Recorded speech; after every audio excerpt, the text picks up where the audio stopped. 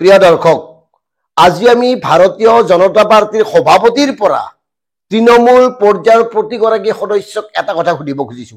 এওঁলোকৰ অৰুণোদয় কিয় কাটি দিলে কওক। কিহৰ ইমান অভাৱ হৈছে? আপোনালোকৰ টকা নোহোৱা হৈ গৈছে নেকি? কিহৰ কাৰণে কাটিছে? এই উত্তৰ আপোনালোকে দিব লাগিব। কাৰণ শেহতীয়াভাৱে অসমত নিৰ্বাচনৰ পূৰ্বে, পঞ্চায়ত নিৰ্বাচনৰ পূৰ্বে অৰুণোদয় প্ৰদানৰ নামত একাংশ লোকৰ অৰুণোদয় কাটি দিয়া হৈছে। কিয়?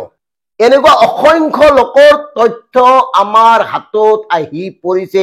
এয়া মাত্ৰ উদাহৰণে। কোটি কোটি টকা ঋণ লৈ থকা হৈছে। 1,72,000 কোটি টকা ঋণ বৰ্তমান সময়ত। তাৰ পিছত টকাৰ অভাৱ হৈছে নে আপোনালোকৰ যে এওঁলোকৰ দৰে মানুহৰ অৰুণোদয় কাটি দিছে? এই মানুহজন হল কুলধৰ বৰ্মন আৰু এওঁৰ ভায়েক অপূৰ্ব বৰ্মন। নলবাৰী জিলাৰ মধ্য হাতীকুছি নিবাসী এই লোকজনৰ অৰুণোদয় কাটি দিছে। কোনে কাটিছে শুনকচোন।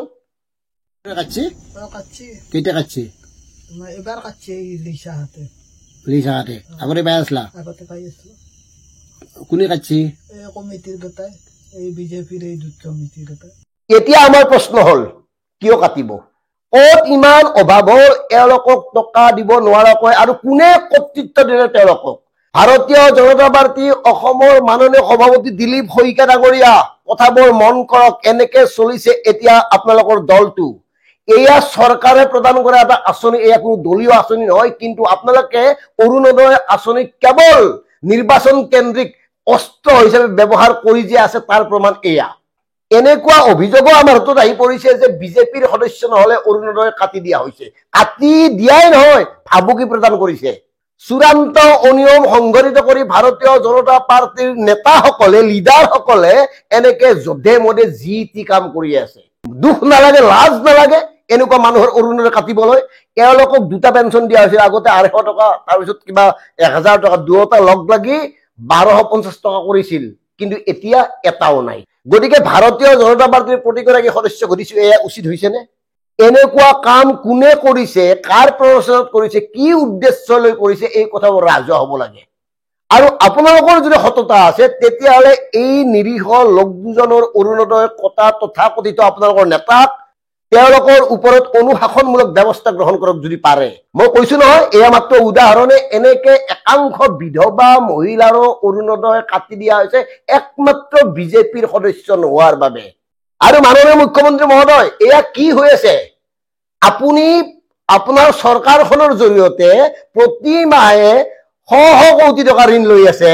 তাৰ পিছত অৰুণোদয়ৰ বিনিময়ত লাভ কৰা সামান্যতম টকাও আপোনালোকৰ কৰ্মীসকলে কাটি আছে এনেকৈ যধে মধে যতে ততে। ইমান অভাৱ কিয়? কাৰ কাৰণে এই পৰিৱেশ পৰিস্থিতিৰ সৃষ্টি হৈছে? এই কথাবোৰ অনুসন্ধান কৰক। কেৱল নিৰ্বাচনৰ অস্ত্ৰ হিচাপে সাধাৰণ মহিলাক প্ৰলোভন কৰিবলৈ গৈ আপোনালোকে ভাৰতীয় জনতা পাৰ্টিৰ প্ৰাথমিক সদস্য হব লাগিবই বুলি নিকৃষ্ট পন্থা অৱলম্বন কৰিছে। এয়া গৰিহণাৰ যোগ্য, এয়া ধিক্কাৰ যোগ্য। গতিকে ডিকে বিভক্তৰ স্পষ্ট কথা। নলবাৰী জিলাৰ মাননীয় বিজেপিৰ সভাপতি ডাঙৰীয়া, লগতে শীৰ্ষ নেতৃত্ব, হাতীকুছি গাঁৱৰ মধ্য হাতীকুছিৰ এই যুৱকজনৰ অৰুণোদয় আঁচনি কিয় কাটি দিয়া হল তাৰ উত্তৰ জনাব লাগিব আপোনালোকে। কোনে কাটিলে, কাৰ নিৰ্দেশত কাটিলে? কাৰণ সাধাৰণ জনতা আপোনালোকক প্ৰশ্ন কৰিব। এনেকে অসংখ্য লোকক আপোনালোকে অন্যায় কৰিছে, অসংখ্য লোকৰ লগত এনেকে আপোনালোকে বদমাচি কৰিছে। কিয়, কাৰ স্বাৰ্থত? এই কথাবোৰ কিন্তু প্ৰশ্ন হব লাগিব, জনাব লাগিব। কাৰণ এয়া আপোনালোকৰ পকেটৰ ধন নহয়, এয়া সাধাৰণ জনতাৰ ধন। এয়া ৰাজ্য চৰকাৰে লোৱা ঋণৰ পৰা প্ৰদান কৰি থকা ধন। এই ধন কোনো এগৰাকী নেতাই তেওঁৰ ঘৰৰ মাটি সম্পত্তি বিক্ৰী কৰি দিয়া নাই কাকো। গতিকে আমাৰ স্পষ্ট কথা, ইয়াৰ ন্যায় পাব লাগিব। আৰু প্ৰিয় ৰাইজ, প্ৰিয় দৰ্শক, আপোনালোকেও এই কথাবোৰ এওঁলোকক ধৰক। ধন্যবাদ।